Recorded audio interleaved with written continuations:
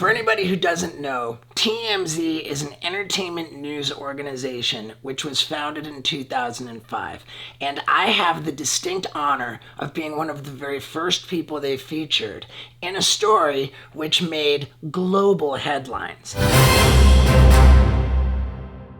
I had just been to the 50 Cent movie premiere for his film Get Rich or Die Trying. I was walking down Hollywood Boulevard and I saw some paparazzi.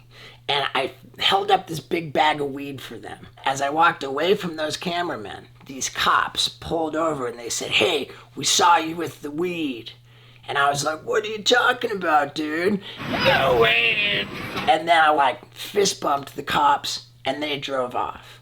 So this was the story. Why didn't those cops arrest Steve-O? Weed was not legal at that time. And the fucking cops did an internal investigation. They ended up suspending the two cops who were in the car. I was not thrilled to hear that those cops got suspended. But all of the attention surrounding it, man, I loved it. My next favorite TMZ story was in 2006 for the premiere of our film, TV the Movie. I came here to do something that's never been done before at a movie premiere. To dip my testicles completely in cement. There's always been this thing around movie premieres where the stars will make handprints in wet cement. But for the TV the Movie premiere, I made a dick and balls print by actually burying my dick and balls in wet cement, which I don't think had ever happened before. And in the write-up, they said, "Our favorite train wreck, second only to Tara Reid," right? That was that article? I think so, yeah. Yeah, but I wanted to be the #1 train wreck, darn it. So I made sure that I was documented peeing on red carpets, smoking weed everywhere, pouring beer all over paparazzi. Gosh dang darn it, I pulled it off.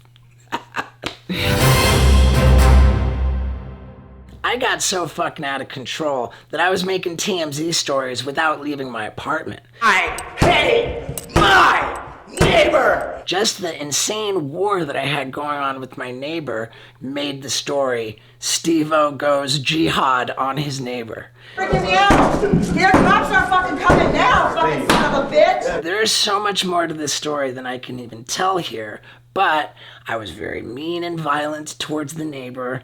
I banged a hole through the wall into his apartment and ended up getting arrested for vandalism.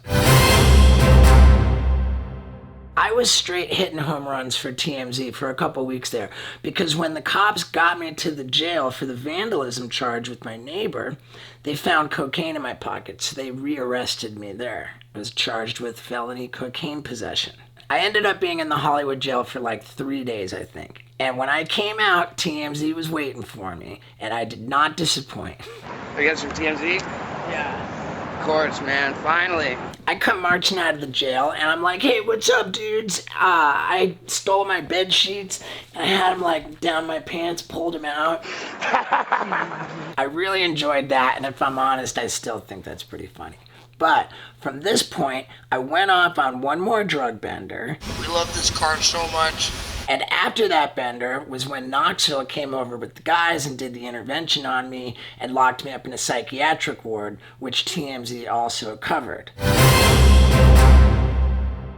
And then from that point, TMZ was documenting my early sobriety, which is just an awkward phase anyway. And I kind of didn't want all that on camera. They did a story about how I wouldn't go on Celebrity Rehab.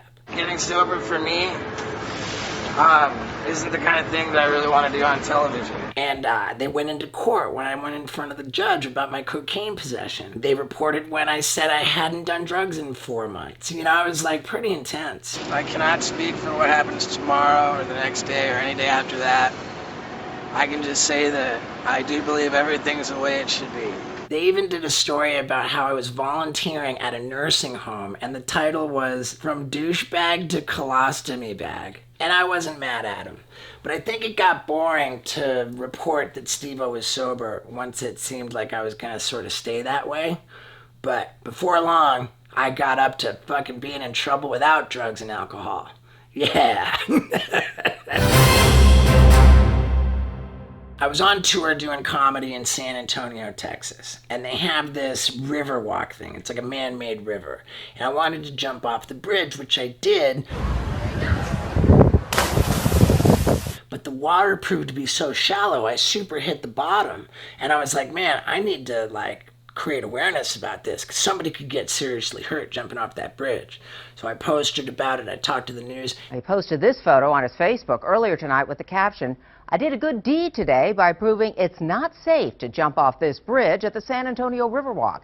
It's shallow." Then there was this big investigation. The cops were trying to nail me. And I'm like, look, dude, there were no signs saying not to jump off that bridge. I did you guys a favor. And it just went away, and I enjoyed that a lot. Then when I was doing shows in San Diego, my tour manager says, you should fuck with SeaWorld because they're in San Diego. And I was like, well, we can't mess with their property or anything. But we saw a highway sign indicating that there was a SeaWorld Drive exit. And I'm like, we can fuck with the highway sign. So we went through this whole thing to get up there and turn SeaWorld Drive into SeaWorld Sucks. And nobody knew who did it. But then I put out the video, and they wanted to nail me for that. And I was like, cool, man. This is getting the word out that SeaWorld sucks. So I felt good about it. I felt so good about messing with SeaWorld, I decided to do another stunt to draw attention to the fact that they suck.